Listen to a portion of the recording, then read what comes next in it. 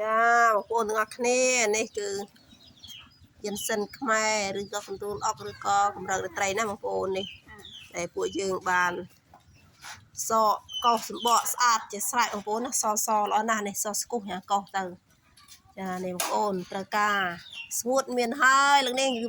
មានលក់ហើយណាបងប្អូនអ្នកដែលត្រូវការកំងស្ងួតណាបងប្អូននេះល្អណាស់បងប្អូននេះ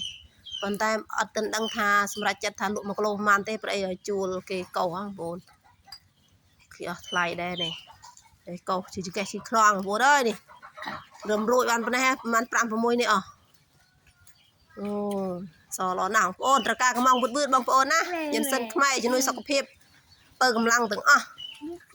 ត្រូវការកំងបានចាស្រស់1គីឡូ40000តែស្ងួតនេះយើងអត់ទាន់ដឹងថាតម្លៃប្រហែលទេបងប្អូននេះវាស្ងួតទៅវាស្រាលហើយយើងហាលចំណាយពេលយូរចំណាយកម្មកកសម្អាតអញ្ចឹងណានេះ